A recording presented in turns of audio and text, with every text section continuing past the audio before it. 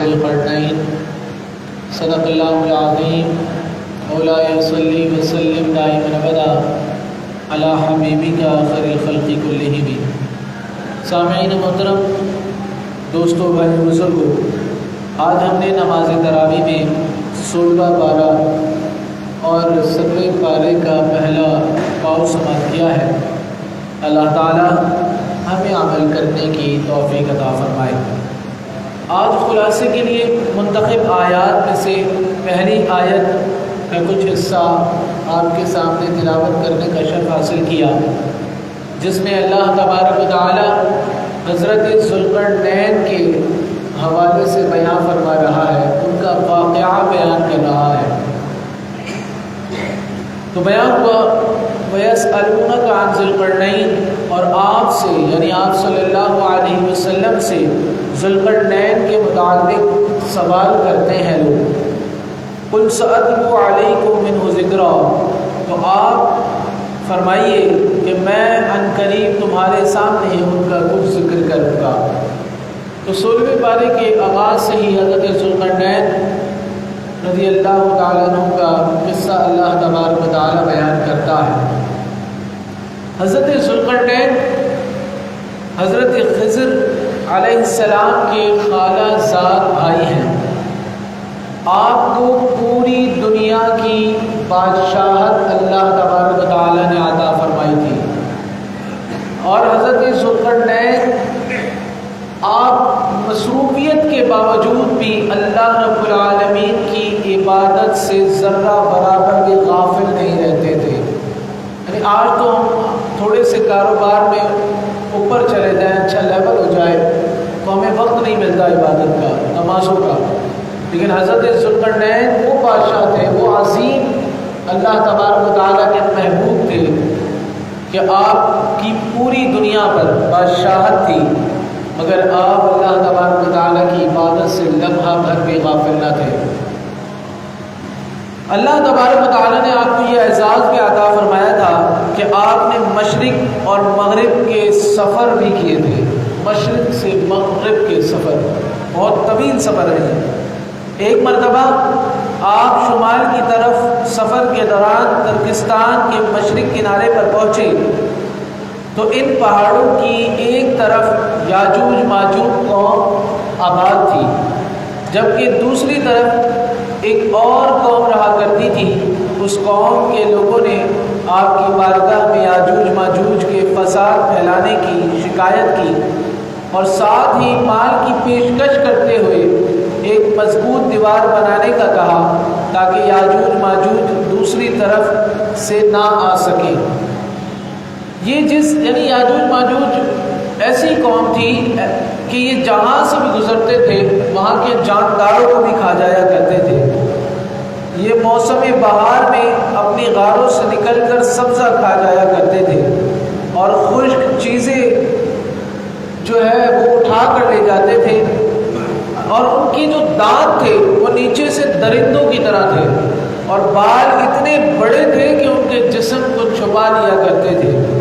تو حضرت ذوالقرنین کو جب انہوں نے یہ سارا واقعہ بیان کیا تو حضرت ذوالقرنین نے قوم کی مالی پیشکش قبول نہ کی، کیونکہ اللہ تبارک و تعالیٰ نے آپ کو مال تو بہت دیا تھا، بلکہ آپ نے فریاد رسی کرتے ہوئے جتنے بھی لوگ تھے ان سے آپ نے کہا مجھے تمہارے مال کی ضرورت نہیں ہے، ہاں تمہاری جسمانی قوت کی ضرورت ہے، لہذا تم میری مدد کرو۔ چنانچہ آپ نے پتھروں کے سائز کے لوہے کے ٹکڑے لیے، اس وقت ہزاروں سال پہلے ایک ایسی دیوار بنائی جسے آج تک کوئی نہیں بنا سکتا، اور اس دیوار کو اللہ کے حکم سے آج تک یاجوج ماجوج توڑ نہیں پائے۔ تو لہٰذا آپ نے لوہے کے ٹکڑے منگوائے اور زمین کھودنے کا حکم دیا۔ آپ نے فرمایا جہاں سے پانی نکلنا شروع ہو وہاں تک کھودا جائے۔ پانی نکلنا جہاں سے شروع ہوتا ہے وہاں تک کھودا گیا۔ پھر آپ نے وہاں پر وہ پتھر لوہے کے رکھوائے اور پگھلتے ہوئے تانبے کے ذریعے انہیں جما دیا۔ اس کے بعد لوہے کے ٹکڑے پہاڑ کی بلندی تک اوپر اور نیچے رکھوا دیے۔ اور ان ٹکڑوں کے درمیان لکڑی اور کوئلہ بھر کر آگ لگوا دی، پھر اوپر سے پگھلا ہوا تانبا دیوار میں پھیلتا گیا اور یوں ایک مضبوط دیوار آپ نے تیار کر دی۔ یہ دیوار بھی کسی عام شخص نے تیار نہ کی تھی، بلکہ اللہ تعالیٰ کے محبوب بندے نے تیار کی تھی۔ لہذا جو کام اللہ کے محبوب کیا کرتے ہیں، اللہ تبارک و تعالیٰ ویسے ہی غیر سے اس میں مضبوطی پیدا کر دیتا ہے۔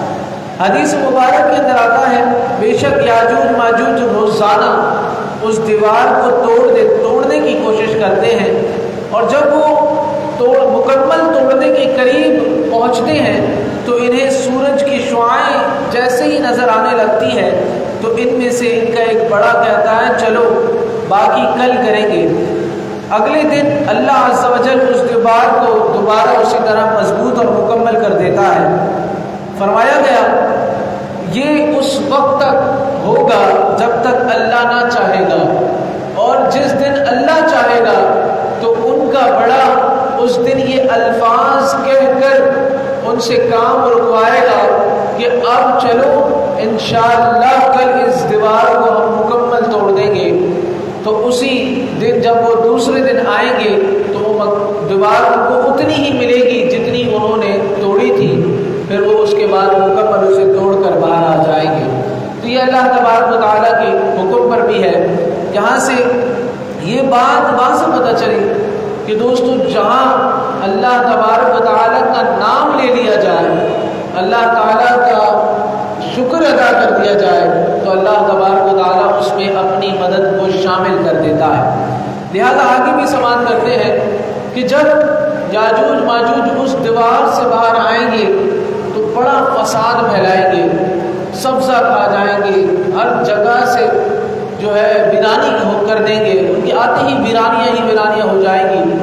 لہذا حضرت عیسیٰ علیہ السلام اس وقت موجود ہوں گے، آپ اللہ تبارک و تعالیٰ کی بارگاہ میں دعا عرض کریں گے، اللہ تعالیٰ آپ کی دعا سے یاجوج ماجوج کی قوم کے گلے میں، یعنی ہر شخص کے گلے میں کیڑا پیدا کر دے گا جس سے ان سب کی ہلاکت ہو جائے گی، اور وہ اتنی تعداد میں ہوں گے کہ چلنے کی بھی جگہ نہیں ہوگی۔ پھر اللہ تبارک و تعالیٰ اپنے پرندوں کو بھیجے گا، وہ پرندے ان سب کو اٹھائیں گے اور جہاں اللہ چاہے گا وہاں ان سب کو پھینک دیا جائے گا۔ تو یہاں پر دوسری بات ہمیں یہ سیکھنے کو ملتی ہے کہ فساد پھیلانے والوں کو اللہ تبارک و تعالیٰ بڑی بری موت دیتا ہے، ان کا ٹھکانہ کہیں نہیں ہوتا، جیسے کہ شروع سے ہی فساد پھیلانے والوں کے حوالے سے بیان کیا جا رہا ہے کہ فساد پھیلانا مومنین کی نشانی نہیں ہوتی، اور پیچھے ہم نے یہ بھی سماعت کیا کہ فساد جو پھیلاتے ہیں وہ منافقین ہوتے ہیں۔ آج ہوتے ہیں رشتوں میں فساد پھیلانے والے، گھروں میں فساد پھیلانے والے، شرارتی طبیعت کے لوگ ہوتے ہیں، تو انہیں چاہیے کہ ہم ان چیزوں سے پرہیز کریں کہ جس وجہ سے اللہ تبارک و تعالیٰ نے اتنی بڑی بڑی سزائیں سنائی ہیں، منافقین تک فرما دیا اور ان کی سزائیں قرآن مجید میں بھی آ گئی۔ تو اللہ تعالیٰ ہمیں اس برائی سے بھی محفوظ رکھے۔ دوستو آگے چلتے ہیں تو اللہ تبارک و تعالیٰ نماز میں سستی کرنے والوں کے حوالے سے بیان کر رہا ہے۔ فرمایا فَخَلَفَ مِن بَعْدِهِمْ خَلْفٌ أَضَاعُوا الصَّلَاةَ وَاتَّبَعُوا الشَّهَوَاتِ وَسَوْفَ يَلْقَوْنَ غَيًّا۔ پھر ان کے بعد ناخلف آئے جنہوں نے نماز ضائع کی اور خواہشات کی پیروی کی تو عن قریب وہ غی یعنی ہلاکت میں جا گریں گے۔ دوستو نمازوں کو ضائع کرنے کا ایک تو واضح طور پر ایک مطلب یہ ہے کہ نمازیں نہیں پڑھتے، ایک پڑھ لی، دو نہیں، دو پڑھ لی، تین پڑھ لی، باقی دو وقت کی چھوڑ دی، ایک تو یہ ہو گیا۔ اور دوسرا مطلب یہ ہے نمازوں کو ضائع کرنے کا کہ نمازوں کے حقوق اور اس کے واجبات کی رعایت نہ کی جائے۔ مثلا انسان نماز میں تعدیل ارکان نہ کرے، یعنی کسی بھی رکن میں ٹھہرے نہیں اچھی طریقے سے، بہترین طریقے سے اس کی ادائیگی نہ کرے، جیسے کہ حدیث مبارک کے اندر آتا ہے، حضرت ابو ہریرہ رضی اللہ عنہ فرماتے ہیں کہ آقا کریم صلی اللہ علیہ وسلم کے ساتھ ہم مسجد میں داخل ہوئے، آپ کے بعد ایک شخص آیا، اس نے نماز پڑھی اور وہ فوراً حضور کی بارگاہ میں آ کر اس نے سلام کیا۔ آپ صلی اللہ علیہ وسلم نے جواب دیا اور آپ صلی اللہ علیہ وسلم نے فرمایا جاؤ جا کر نماز پڑھو، تم نے نماز نہیں پڑھی۔ وہ نماز پڑھ کر آیا تھا، لہٰذا حضور کے حکم پر دوبارہ نماز پڑھی، پھر دوبارہ آیا تو آپ صلی اللہ علیہ وسلم نے فرمایا جاؤ جا کر نماز پڑھو، تم نے نماز نہیں پڑھی۔ دوسری دفعہ بھی یہی ہوا اور تیسری دفعہ بھی یہی ہوا۔ پھر اس کے بعد اس نے قسم اٹھائی کہ یا رسول اللہ صلی اللہ علیہ وسلم آپ ہی مجھے سکھا دیجئے کہ میں نے نماز کس طرح پڑھنی ہے۔ تو حضور علیہ السلام نے فرمایا کہ جب تم اللہ اکبر کہہ کر نیت باندھو تو جو تلاوت تمہیں میسر آئے، یعنی سورہ فاتحہ کے بعد وہ تلاوت تم کر لو، آسانی ہو وہ تلاوت تم کر لو۔ پھر اس کے بعد رکوع میں جاؤ تو تعدیل سے ٹھہر کر رکوع کو ادا کرو، یعنی جتنے ارکان ہیں ان کو ٹھہر کر ادا کیا جائے۔ پھر رکوع سے اٹھو تو ٹھہر کر کھڑے ہو جاؤ، پھر اس کے بعد سجدے میں جاؤ تو ٹھہر کر سجدے کو ادا کرو، یعنی انسان اٹھک بیٹھک نہ کرے بلکہ بہترین طریقے سے نماز میں ادائیگی کرے۔ تو رسول اللہ صلی اللہ علیہ وسلم نے فرمایا یہ نماز ہے۔ اسی طریقے سے ایک واقعہ آتا ہے حضرت حذیفہ رضی اللہ تعالیٰ عنہ کا، آپ نے ایک شخص کو دیکھا کہ وہ ارکان نماز میں کمی کر رہا ہے۔ آپ نے اس سے پوچھا تم کتنے سال سے نماز پڑھ رہے ہو؟ اس نے کہا کہ میں 40 سال سے اسی طرح نماز پڑھ رہا ہوں۔ تو آپ نے فرمایا جاؤ تمہاری 40 سال کی نماز تم نے نہیں پڑھی ہے۔ یعنی اس شخص نے آپ سے پوچھا کہ آخر کیا وجہ ہے؟ تو فرمایا وجہ یہ ہے کہ رسول اللہ صلی اللہ علیہ وسلم کی سنت یہ ہے کہ تعدیل یعنی ارکان کو ٹھہر کر بہترین طریقے سے ادائیگی کے ساتھ ادا کیا جائے۔ اور پھر آپ نے فرمایا کہ ایک آدمی نماز تخفیف سے پڑھتا ہے لیکن رکوع سجود مکمل کرتا ہے اور اچھی طرح نماز پڑھتا ہے تو اس کی نماز بہترین ہے۔ یعنی آپ نے فرمایا ایک شخص ہے نماز کو یعنی رکوع اور سجود کو اچھی طریقے سے ادا کر رہا ہے لیکن تخفیف نماز پڑھتا ہے، کم پڑھتا ہے، تو فرمایا اس کی نماز اس سے کہیں زیادہ بہتر ہے۔ جس طریقے سے ہم پوری نماز پڑھتے ہیں اور وقت دیکھ کر اسے ختم کر لیا کرتے ہیں، فرمایا اس طرح نماز نہیں ہوتی۔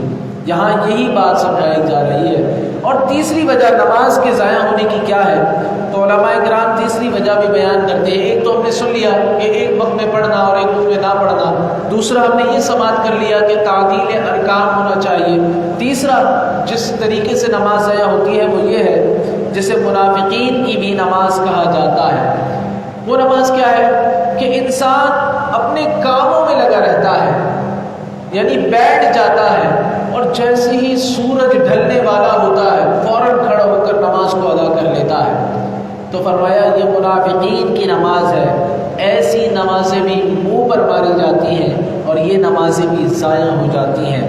اور اسے علماء کرام اس انداز میں سمجھاتے ہیں، اکثر یہ وہ لوگ ہوتے ہیں جو جلدی جلدی نمازیں پڑھتے ہیں، یہ وہ لوگ ہیں جو سستی اور کاہلی کا شکار ہوتے ہیں اور نماز میں ان کو کوئی ذوق نہیں آتا، نہ ہی ان کو خوشی ہوتی ہے نماز پڑھنے میں۔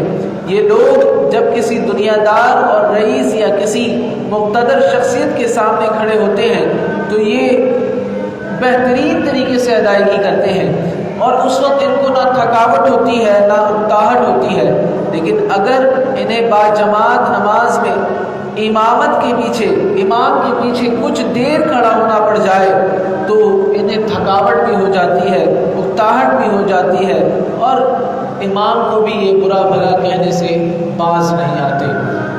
تو فرمایا یہ تیسری وجہ ہے نماز کے ضائع ہونے کی، تو اس سے بھی ہمیں بچنا چاہیے۔ آگے اللہ تعالیٰ نے جو فرمایا غی، یعنی یہ غی ہے، غی سے مراد کیا ہے؟ تو علماء کرام نے فرمایا 3 باتیں ہیں۔ نمبر 1 کہ وہ عن قریب گمراہی کی سزا پائیں گے، دوسری فرمایا وہ جنت کے راستے سے گمراہ ہو جائیں گے، اور تیسری غی سے مراد یہ ہے کہ جہنم کی ایک وادی کا نام غی ہے جو اللہ تبارک و تعالی جس میں ان لوگوں کو ڈالے گا جو نماز کو ضائع کریں۔ پتہ چل گیا کہ نماز کیسے ضائع ہوتی ہے، اور نماز ضائع ہونے کی سزا بھی ہمیں پتہ چل گئی کہ اللہ تبارک و تعالیٰ نے ایک وادی تیار کر رکھی ہے، جو نماز ضائع کرتے ہیں ان سب کو اللہ تبارک و تعالیٰ اس وادی کے اندر داخل کرے گا۔ تو اللہ تبارک و تعالیٰ ہمیں اپنی نمازوں کو ضائع کرنے سے بچائے، پابندی کے ساتھ اچھی طریقے سے ادا کرنے اور وقت پر ادا کرنے کی بھی توفیق نصیب فرمائے۔ آگے چلتے ہیں تو بہت ہی خوبصورت اللہ تبارک و تعالیٰ آیت مبارکہ میں شفاعت کا صحرا بیان کر رہا ہے۔ فرمایا یومئذ لا تنفع الشفاعۃ الا من اذن له الرحمن ورضی له قولا، اور اس دن اس کے سوا کسی کی شفاعت نفع نہیں پہنچائے گی جس کے لیے رحمان نے اجازت دی ہو اور جس کے قول سے وہ راضی ہو۔ یعنی اللہ تبارک و تعالیٰ بروز حشر جس سے راضی ہوگا اسی کو ہی شفاعت کا صحرا عطا فرمائے گا۔ علماء فرماتے ہیں یہ آیت اس بات پر دلالت کرتی ہے کہ قیامت کے دن مومن کے سوا کسی اور کی شفاعت قبول نہیں کی جائے گی، اور شفاعت کرنے والے کا درجہ بہت عظیم ہوتا ہے۔ سب سے پہلے کہ حدیث مبارک ہم سماعت کر لیتے ہیں کہ آقا کریم صلی اللہ علیہ وسلم نے فرمایا کہ قیامت کے دن حضرت آدم علیہ السلام کی اولاد کا میں سردار ہوں گا، سب سے پہلے میری قبر کھلے گی اور سب سے پہلے میں شفاعت کروں گا اور سب سے پہلے میری شفاعت قبول کی جائے گی۔ اسی طریقے سے صحابہ کرام فرماتے ہیں ایک دن ہم آقا کریم صلی اللہ علیہ وسلم کا مسجد میں انتظار کر رہے تھے کہ آپس میں ہم نے باتیں شروع کی کہ اللہ تبارک و تعالیٰ نے حضرت آدم علیہ السلام کا یہ مرتبہ رکھا ہے، حضرت ابراہیم علیہ السلام کا مرتبہ یہ رکھا ہے، حضرت موسیٰ علیہ السلام کا مرتبہ یہ رکھا ہے۔ کہ اتنے میں آقا کریم صلی اللہ علیہ وسلم تشریف لائے اور آقا کریم صلی اللہ علیہ وسلم نے ارشاد فرمایا تم نے بالکل صحیح کہا، لیکن یاد رکھو اللہ تبارک و تعالیٰ بروز حشر حمد کا جھنڈا مجھے عطا فرمائے گا، سب سے پہلے میں شفاعت کروں گا، سب سے پہلے جنت کا کنڈا میں کھٹکھٹاؤں گا، اللہ تبارک و تعالیٰ میرے لیے جنت کو کھولے گا، اور فرمایا جنت میں سب سے پہلے میں داخل ہوں گا اور اپنے فقیر مومنین کو ساتھ لے کر جنت میں داخل ہوں گا، اور فرمایا آخر میں کہ اولین و آخرین میں سب سے زیادہ اللہ تعالیٰ نے مجھے مکرم بنایا ہے۔ اب آ جاتے ہیں جو شفاعت کا مقام مومنین کو عطا کیا ہے تو وہ کیسے عطا کیا ہے، غور سے سماعت کیجیے گا۔ تین لوگوں کو اللہ تبارک و تعالیٰ شفاعت کی اجازت روز حشر عطا فرمائے گا۔ فرمایا نمبر 1 انبیاء جو سب سے پہلے ہوں گے، نمبر 2 علماء، اور پھر شہداء، پھر اس کے بعد اللہ تبارک و تعالیٰ اپنے نیک بندوں کو بھی عطا فرمائے گا۔ روایت کے اندر آتا ہے کہ قیامت کے دن اللہ تعالیٰ جنتیوں کی صفیں بنا دے گا اور ان کے درمیان سے جہنمی نکلتے ہوئے جائیں گے، تو وہ جہنمی جنتیوں میں سے کسی ایک کو پہچان لیں گے، وہ کہے گا کہ آپ کو یاد ہے کہ آپ نے دنیا میں مجھ سے پانی کا گلاس مانگا تھا، حدیث کے الفاظ ہیں، اور میں نے آپ کو کھڑے ہو کر پانی کا گلاس پلا دیا تھا، لہٰذا آج آپ اللہ تبارک و تعالیٰ سے میری شفاعت کر دیں۔ تو وہ جنتی کہے گا اے اللہ اس نے دنیا میں مجھے پانی پلایا تھا، اللہ فرمائے گا کہ آج تو اس سے راضی ہے لہٰذا آج تیری شفاعت اس کے حق میں قبول کرتا ہوں، تو اسے جنت میں لے جا۔ اللہ اکبر۔ ایک اور شخص آئے گا، وہ کہے گا کہ اے اللہ کے نیک بندے، دوسرے شخص کو وہ پکڑے گا کہ یاد ہے ایک دفعہ آپ نماز کو جا رہے تھے اور وضو کا پانی نہ تھا، لہٰذا میں نے آپ کو وضو کے لیے پانی دیا تھا۔ اللہ اکبر۔ وہ کہے گا اے اللہ اس کی بھی شفاعت قبول کر لے، اللہ تعالیٰ اس کی بھی شفاعت قبول کرے گا، اسے بھی جنت میں لے جائے گا، وہ جہنمی بھی اس جنتی کے ساتھ جنت میں چلا جائے گا۔ پھر ایک اور شخص آئے گا جو بہت ہی عام بات ہے کہ ایک شخص کہے گا کہ آپ کو یاد ہے کہ ایک دفعہ دنیا میں آپ کو کسی چیز کی ضرورت تھی، آپ نے مجھ سے کہا تھا تو میں نے وہ چیز آپ کو بازار سے لا کر دی تھی، لہذا آج آپ اللہ کی بارگاہ میں میری شفاعت کیجیے. تو وہ مومن اللہ کی بارگاہ میں اس کی شفاعت کرے گا تو اللہ تعالیٰ اسے فرمائے گا جا تو اسے بھی جنت میں لے جا. تو اتنا کریم ہے اللہ تبارک و تعالیٰ. اور یہ ہوتا ہے مومنین کے ساتھ بیٹھنے کا اجر کہ اگر ہم کسی مومن کے ساتھ بیٹھتے ہیں, کسی نیک بندے کے ساتھ بیٹھتے ہیں تو وہ تو جنت میں جائے گا ہی جائے گا, اس کے سبب سے اللہ تبارک و تعالیٰ ہمیں بھی جنت عطا فرمائے گا. روایت میں آتا ہے کہ اللہ تبارک و تعالیٰ جب اپنے محبوب ولیوں کو جنت میں بھیج دے گا تو وہ کہیں گے اے اللہ, حدیث کے الفاظ ہیں وہ جھگڑیں گے, وہ جھگڑا محبت والا جھگڑا ہوگا کہ اے اللہ دنیا میں کچھ ایسے لوگ تھے جو ہم سے محبت کرتے تھے, ہمارے ساتھ بیٹھتے تھے, ہمارے ساتھ اٹھتے تھے, لہٰذا آج تو نے ہمیں جنت میں بھیج دیا, ان لوگوں کو جہنم میں بھیج دیا. تو اللہ تبارک و تعالیٰ فرمائے گا کہ جاؤ اور جہنم کی کنارے کھڑے ہو کر جسے تم جانتے ہو, پہچانتے ہو, جس کے دل میں رائی کے دانے کے برابر اس سے بھی کم اگر ایمان موجود ہو تو اسے بھی کھینچ کر نکالو اور اپنے ساتھ جنت میں لے جاؤ. لہٰذا یہ ہے مومنین کے ساتھ بیٹھنے کا فائدہ کہ یہی اللہ تبارک و تعالیٰ لوگوں کو سبق دے رہا ہے کہ آج چاہیے کہ ہم ایسے لوگوں سے دوستی جوڑیں. آج دیکھیں نا, یہود و نصارہ نے پورا گیم کیا ہے, یہ پلاننگ بہت پہلے سے ہے. آج ہمارے دماغوں کو تبدیل کیا گیا ہے کہ آج ہم کسی مومن سے محبت نہیں کرتے, ان کے طریقہ کار پر نہیں چلتے, بلکہ آج ہم یہود و نصارہ کے طریقے کو اپنا رہے ہیں, کفار کے طریقے کو اپنا رہے ہیں. پورا ہمارا دماغ ہی پلٹ کر رکھ دیا ہے. لہٰذا ہمیں دوبارہ اپنی طرف آنا پڑے گا, ہمیں نیکوں کے راستوں کو دیکھنا پڑے گا, ان کی سیرتوں کو پڑھنا پڑے گا اور ان سے سیکھ کر عمل کرنا پڑے گا کہ کیسے مصطفیٰ سرور کائنات صلی اللہ علیہ وسلم کی اتباع کی جاتی ہے. تو یہی وہ طریقہ ہے جو کامیابی کا طریقہ ہے. آخری بات اور اس کے بعد اس موضوع کو سمیٹ رہا ہوں. فرمایا لقد انزلنا الیکم کتابا فیہ ذکرکم افلا تعقلون, ہم نے تمہاری طرف ایسی کتاب نازل کی ہے جس میں تمہارا تذکرہ ہے تو کیا تم نہیں سمجھتے. یعنی قرآن مجید کے اندر اللہ تبارک و تعالیٰ نے ہر قوم کا, ہر شخص کا تذکرہ کیا ہے, لہٰذا صراحتاً سے بھی اور کہیں اشارتاً سے بھی.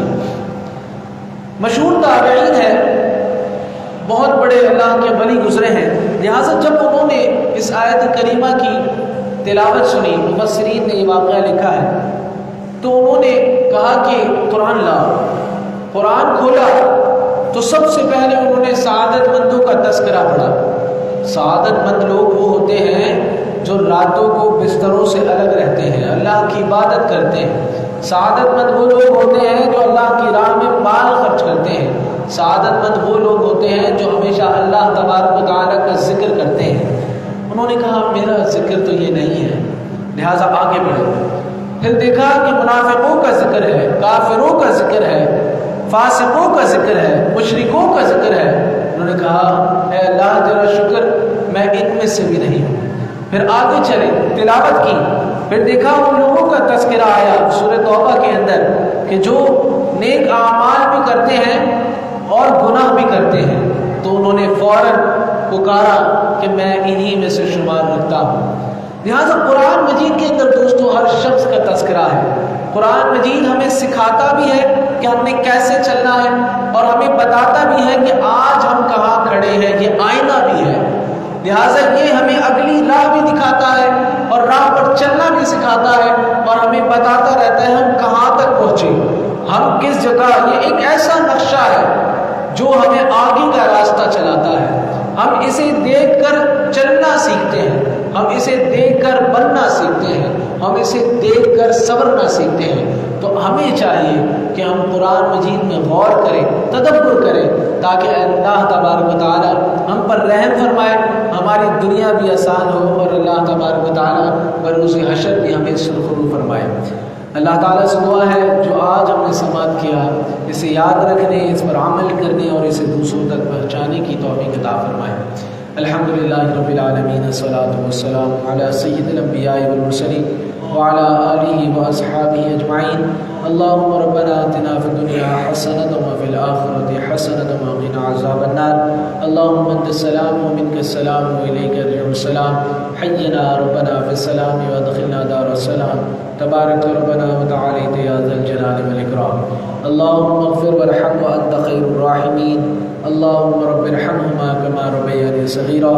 اللهم إني أسألك العفو والعافية والمعافاة الدائمة في الدين والدنيا والآخرة.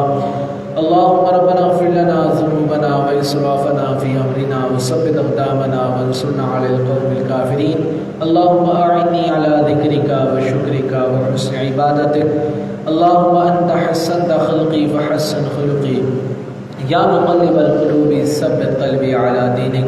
اے اللہ ہماری تعالیٰ، اے کائنات کے بادشاہ رب ذوالجلال، مولا ہماری آج کی نشست کو اپنی بارگاہ میں قبول منظور فرما. مولا قرآن مجید میں سے مولا ہم چند مخصوص آیات کو اے اللہ سماعت کرتے ہیں. اے اللہ اس کے توسل سے ہمیں پورا قرآن سمجھنے کی توفیق عطا فرما، قرآن کو سمجھنے کا شوق عطا فرما. اے اللہ یہ ہمارے لیے راہ ہدایت بنا دے، ہم سے راضی ہو جا، ہمیں تقوی عطا فرما. اے اللہ دین و دنیا ہمارے لیے آسان فرما. اے اللہ اپنے سوا ہمیں کسی کا محتاج نہ بنا. اے اللہ ہماری دنیا آخرت قبر حشر سب سنوار دے. اے اللہ جو قلبی دعائیں ہم لے کر آتے ہیں پریشانی کی، اے اللہ کامیابی کی، اے اللہ سب تو جانتا ہے، سب اے اللہ تو پوری فرما دے. اے اللہ سب پوری فرما دے. اے اللہ جو مانگا وہ بھی قبول فرما، اور جو نہ مانگا قلب میں ہے اے اللہ وہ بھی قبول فرما. آمین بجاہ نبی الامین وصلی اللہ علیہ وسلم. ان اللہ وملائکتہ یصلون علی النبی یا ایھا الذین آمنوا صلوا علیہ وسلموا تسلیما. اللهم صل علی سیدنا مولانا محمد وعلی آل سیدنا ومولانا محمد وبارک وسلم. الصلاۃ والسلام علیک یا سیدی یا رسول اللہ. سبحان ربک رب العزۃ عما یصفون وسلام علی المرسلین والحمد للہ رب العالمین.